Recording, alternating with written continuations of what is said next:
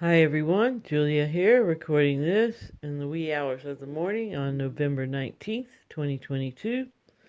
And this is a summary of some of the highlights of the Archaix live broadcast from November 16th, 2022. Jason starts by mentioning that he likes Dr. Steve Turley, who is pointing out how the media is crashing, including social media. Jason says that the takeover is happening, but that it's gradual and that everyone has been deliberately desensitized to not notice.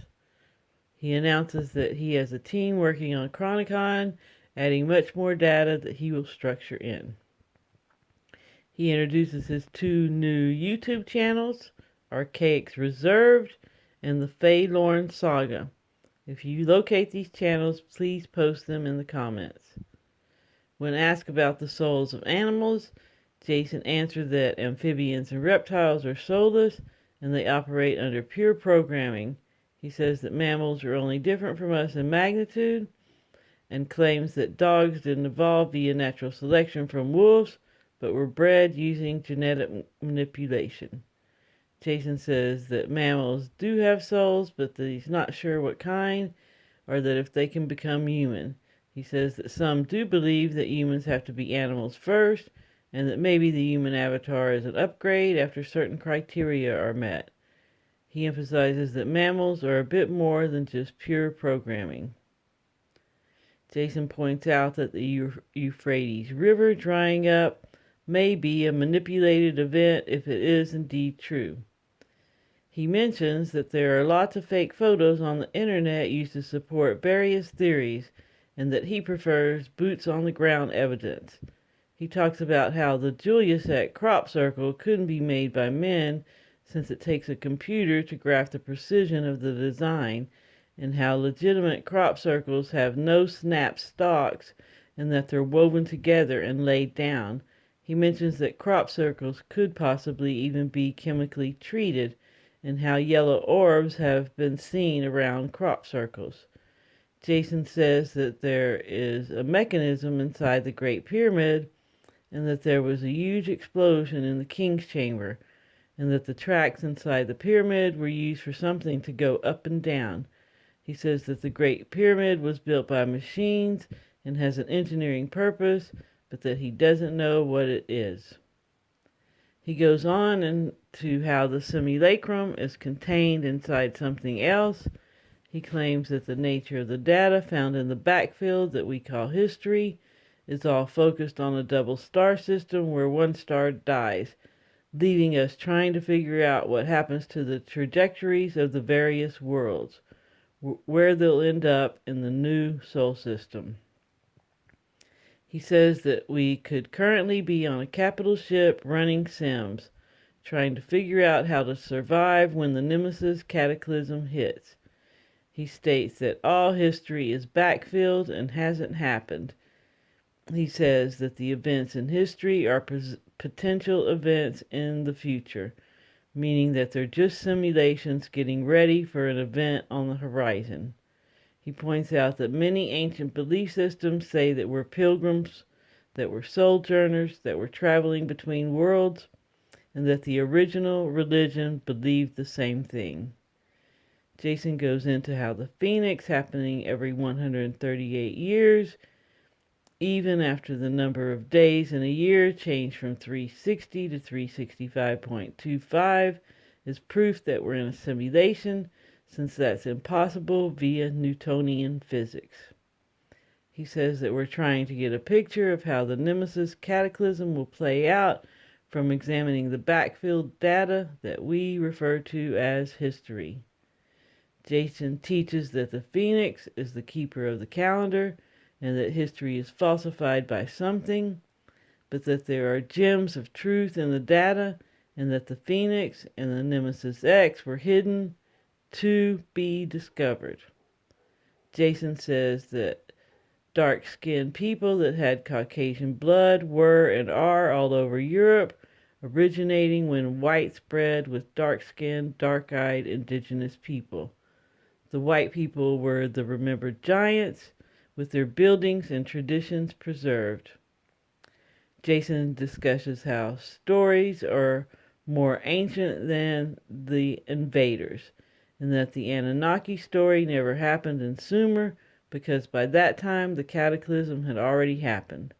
He says that the descendants of the survivors that created the Anunnaki narrative, which isn't anything like the original Anuna history. He says that over and over in historical writings that there are reports of white people in ships who show up as benefactors, but that in the mainstream historical narrative, they're reported as coming back as invaders. He explains that the Huns are part of the human Caucasian family, but that they looked more Iberian.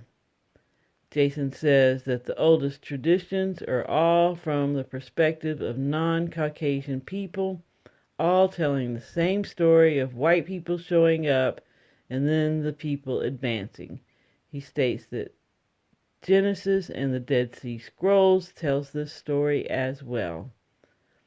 Jason is promoted to tell us that there were times when Jerusalem was empty of both Jews and Christians, and that names were just appointed to regions in the last few hundred years to support the narrative of so-called historical events. Jason says that a chariot wheel may have been found in the Red Sea and that an army being swallowed could actually happen.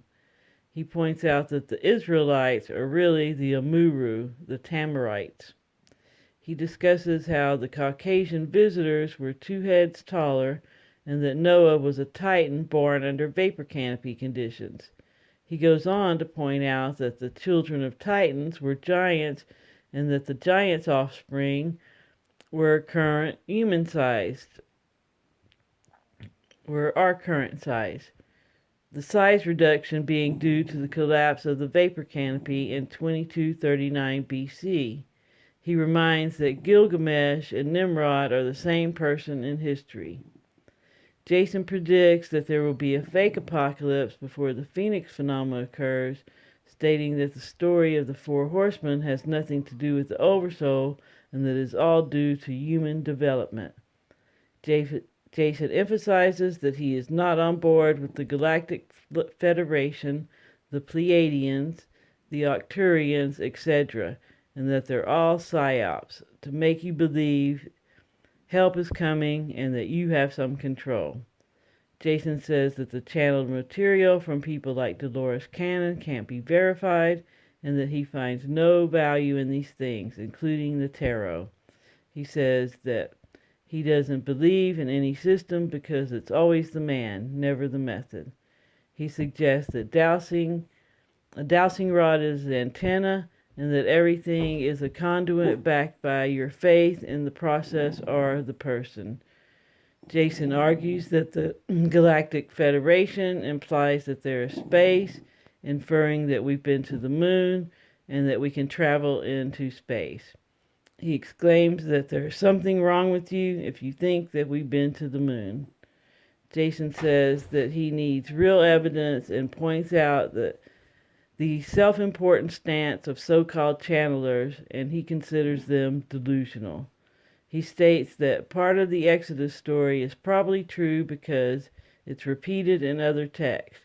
He mentions that the Colburn Bible is not written through a Jewish lens and that it mentions the phoenix by another name.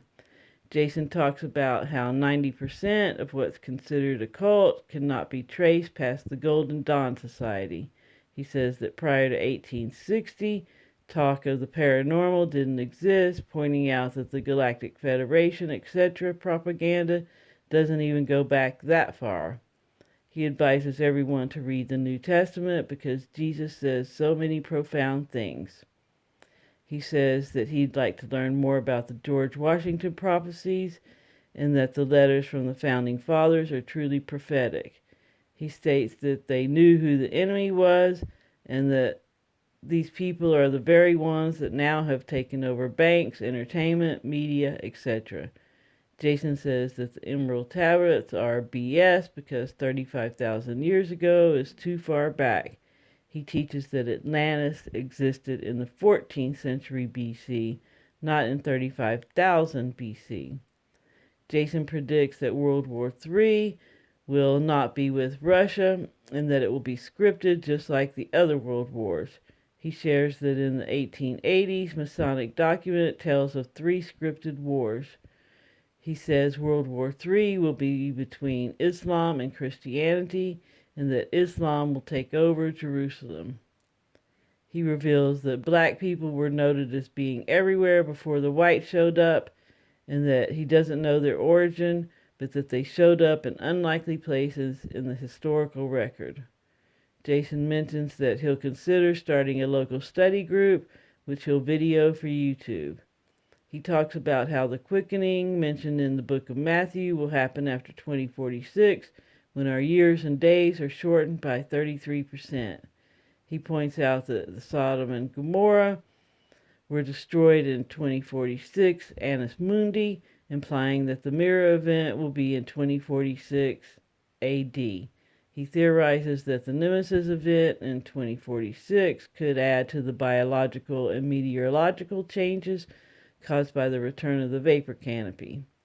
He says that in 2046, with the quickening, that there'll be 60 more years before the return of the chief cornerstone. But it'll actually be less because of the quickening.